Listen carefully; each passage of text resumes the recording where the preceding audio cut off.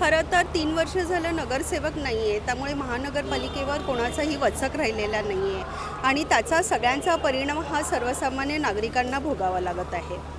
2017 पासून मी इथे माझा हा विभाग आहे आणि मी नगरसेविका होती उद्धव बाळासाहेब ठाकरे यांच्याकडून. असं असताना साबळेनगर आणि क्रांतीनगर इकडच्या रहिवाशांची मागणी होती की त्यांना पादचारी पूल असावा SCLRवरून. त्यामुळे मी रेल्वे प्रशासन आणि महानगरपालिकेचा पाठपुरावा करून महानगरपालिकेचा जो निधी आहे तो रेल्वेकडे वळता करून आपण हा ब्रिज बांधण्यात आलेला आहे. पादचारी ब्रिज आहे आणि दिवसाला शेकडो रहिवाशी साबळेनगर आणि क्रांतीनगरचे या ब्रिजवरून ये जा करतात. असं असताना या ब्रिजवर एवढी दुर्गंधी आणि घाण पसरलेली असते. वारंवार महानगरपालिकेला इन्फॉर्म करून सांगूनसुद्धा तिथे स्वच्छता केली जात नाही. मध्ये बरेचदा म्हणजे 5-6 वेळेला तरी आम्ही शिवसैनिक आणि स्थानिक नागरिक मिळून ती साफसफाई करण्यात आलेली होती, पण प्रशासनाला वारंवार तक्रार करूनसुद्धा सफाई काही होत नाही आहे.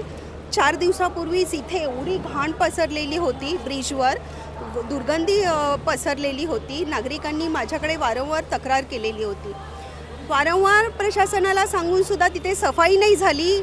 असं असताना मी जेव्हा प्रशासनाला सांगितलं की जर तुम्ही ती सफाई नाही केली तर मी मीडियाला बोलावणार, व्हिडिओज काढणार आणि अपलोड करणार, असं सांगितल्यावर मग 2-4 दिवसापूर्वी तिथे सफाई झालेली आहे. आता तुम्ही बघू शकता की समोरच कचऱ्याचा ढीग आहे, भयंकर मोठा ढीग आहे. असे ढिगारे सगळीकडे पसरलेले आहेत, सगळीकडे दुर्गंधी पसरलेली आहे.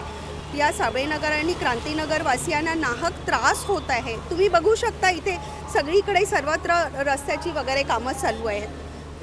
जी नागरिक आहेत ते ये जा कुठून करणार? त्यांना कुठे जाण्या येण्यासाठी रस्ता शिल्लक राहिलेला नाही आहे. त्यांच्या तक्रारी असून असं आहे ना की प्रशासन आणि शासन हे नागरिकांना सुव्यवस्था देण्याचं काम करतं, पण इथे सगळं उलटं झालेलं आहे. आता इथे शासन एकदम ढिम्म झालेलं आहे, प्रशासन डिम्म झालेलं आहे आणि त्याचा नाहक त्रास हा नागरिकांना भोगावा लागतो. मॅडम, जेव्हा आपण होता नगरसेविका होता, पाठपुरावा अनेकदा केला आणि अनेक कामं करण्यात आलेले, पण आता कुठेतरी नगरसेवक निवडणूक लांबीवर गेल्यामुळे लोकांना नाहक त्रास सहन करावा लागतो, पण कुठेतरी विकास कामं होत नाही आहे. एकीकडे सांगितलं जातं आहे अनेक विकास कामं होत आहेत, वेगाने होत आहेत, ते खरं आहे का? विकास कामं काही वेगाने होत नाही. इथे फक्त आणि फक्त राजकारणच खेळलं जातं आहे. राजकारण खेळून निवडणुका पुढे ढकलल्या जात आहेत. इथे नागरिकांना, करदात्यांचा कुठेही विचार केला जात नाही आहे. त्यांना किती त्रास भोगावा लागतो. इथे पावसामध्ये गुडघ्याच्या वरपर्यंत पाणी साठतं, इथे कोणी नोंद घेतली जात नाही आहे. काय चाललं आहे हे? म्हणजे अजून किती वर्ष तुम्ही महानगरपालिका अशी लुटत राहणार, त्याच्या ठेवी लुटत राहणार, ज्या ठेवी आपल्याला पुढच्या कुठल्याही आपत्कालीन काळासाठी आपण जमवून ठेवलेल्या होत्या. शिवसेना उद्धव बाळासाहेब ठाकरे यांचे 25 वर्ष इथे जेव्हा राज्य होतं, आपलं राज्य होतं, आपल्या जनतेचं राज्य होतं आणि ते राज्य असताना आपण आता ठेवी जपून ठेवलेल्या होत्या. करोनासारख्या जर आपत्कालीन कधी गोष्टी झाल्या तर त्याच्यासाठी, पण आता त्या ठेवी पूर्ण मोडीत आलेल्या आहेत. पूर्ण मला वाटतं की आता हे मुंबई महानगरपालिकेची जी तिजोरी आहे ती रिकामी केल्याशिवाय काय हे लोक आता हलणार नाही आणि करदात्यांना असाच नाहक त्रास सहन करावा लागणार आहे. जी तिजोरी आहे ती कोणासाठी खाली होते? एकंदरीत लोकांचे कामं तर होत नाही, मग तिजोरी स्वतःसाठी लोकांची कामं होत नाही आहे. ती तिजोरी लोकांच्या करदात्यांच्या पैशातून भरलेली होती, पण आता ती या राजकारणी लोकांनी खाली केलेली आहे स्वतःच्या स्वार्थासाठी. जर काम झालं असतं तर मग दिसायला पाहिजे ना, कुठे दिसत नाही. कुठे दिसतंय? अरे बाकीची कामं राहू द्या, पण सफाईच होत नाही आहे. आम्ही वारंवार कंप्लेंट करून सुद्धा त्याची दखल घेतली जात नाही आहे.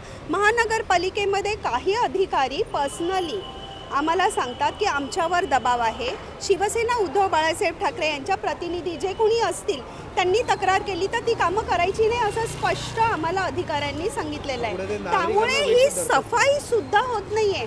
म्हणजे ह्यांच्या राजकारणामध्ये, यांच्या स्वतःच्या राजकारणामध्ये नाहक त्रास हा फक्त जनतेला, करदात्यांना भोगावा लागतोय. हा पाठिंबा कसा करणार आहेत? लोकांना त्रासापासून आपण मुक्त करण्यासाठी काय मोहीम हाती घेणार?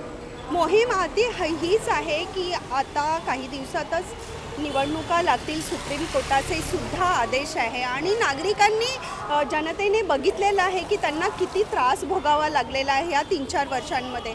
त्यामुळे आपला नेहमीप्रमाणे महानगरपालिकेवर शिवसेना उद्धव बाळासाहेब ठाकरे यांचाच भगवा फडकणार आहे आणि पुन्हा एकदा आपली महानगरपालिका सुसज्ज असं जनतेसाठी सुसज्ज होणार आहे.